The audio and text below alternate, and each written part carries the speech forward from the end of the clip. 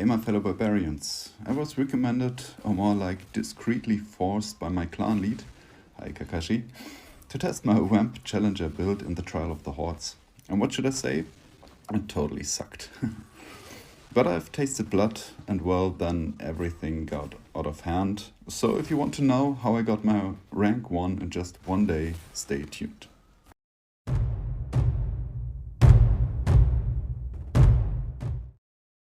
So I tested out a lot, and of course I looked at my enemies in the different games, and what I saw is mainly open world builds, farm builds, with the addition of an Undying Rage. And those builds are of course fine. They have a good damage, you have good dots on them, mostly with the fire auras, and the sprint with the fire trail.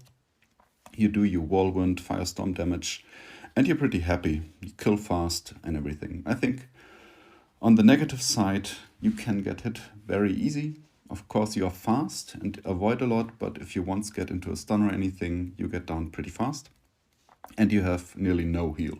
So you have to trust your Undying Rage and the purple reset of skill orbs to get your Undying Rage back up. But I was not really satisfied with that. So I had a look at the new essences again, because I thought there might be something hidden, something cool, useful in PvE. Of course, there are the bleed spears and everything, but all of this was too slow because we searched for something that kills a lot of mobs fast and let us survive. And those are the two things we need. So in the end, it led me back to the main hand weapon, which let us detonate all of our dots. And around of that weapon, of that essence, I made a new build. And what I found out is really astonishing with such great results, and I will share all of that to you now. So for this build I picked again the Whirlwind, which is just super effective with the Sundered Legacy and the Bitterwind to get our Firestorm Whirlwind back, and the Ferocious Gale to create some Firestorm Tornadoes in addition to kill leftover mobs, and now the Grimroost to give us some additional heal on our shoulders. The rest of the essences we put into another combination for our Demoralize, which has a crazy range and can detonate now all of the dots. We do this with the Heartless Terror and the Lion's Mane to create a very short cooldown on that skill, and of course the detonation itself. And we take the Dishonored Blade here as well, not because we really need the duration increase, but we want more cooldown reduction. So if you don't have the cooldown reduction, you can take something else here as well if you have not awakened or something. So the secret behind this build are those gems now.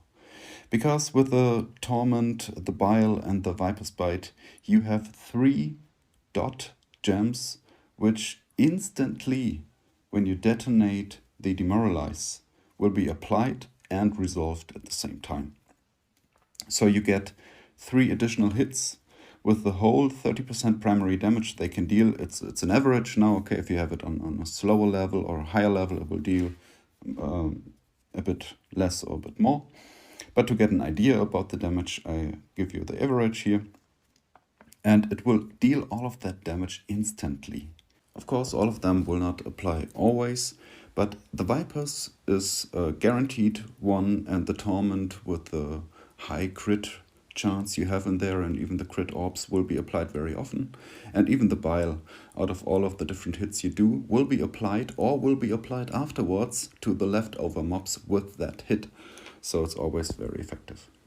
And now this makes our Demoralize into a real killer skill for PvE.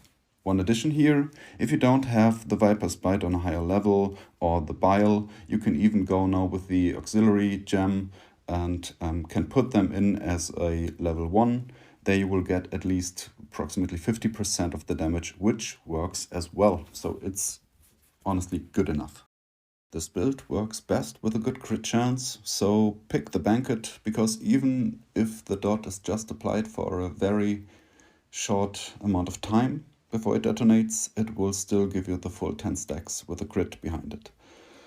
So go for that. And in addition, if you have a Lament, go for that as well, because it gives you another good crit chance in addition to all of the orbs, of the crit orbs you can collect. If you look at the Paragon Trees now, you have, in my opinion, two different choices. The Massacre tree is very nice because it gives you the damage reduction, good damage boost, and movement boost. This build is not that fast because we don't have a sprint, so it works pretty good here. On the other hand, you can go with the Treasure Hunter with the orb drop chance increase, which I honestly did not test in the Hordes now if it really works and applies at a 100%, but I think it might be a good thing to test, and if it works, it might be even the better Paragon Tree to take. This build can be perverted into a PvP build as well. If you go now for a 6-piece Banquet, you got another big dot here again. So in combination with the other 3, you will have a good detonation burst when approaching in PvP, in the battlegrounds. So let's see how that results in damage numbers, of course only in the puppet, but to get an idea. Activate our Wrath of the Berserker Orb, we go with the Chain Spear and detonate it. And you see we are going approximately 1.5 to 2 million damage in like 1 second, which is nice and can be useful. When you look at the damage overall, it goes mostly on the miscellaneous, which means the detonation itself, which counts mostly into that one. But back to our trial of the Hordes. So I brought you, of course, some real footage here to see how it works. And as you see initially, I just detonated to kill everything around me, which is pretty nice. Of course, sometimes it does not crit. What is special about this skill is that all of the different dots will fire separately and have their own chance to crit. So when you run past the enemies, you have your fire aura, which is the first dot, the 3 gems that might apply, so at a max you can get up to 4 different dots, and they all will separately crit or not. So something will always hit very hard.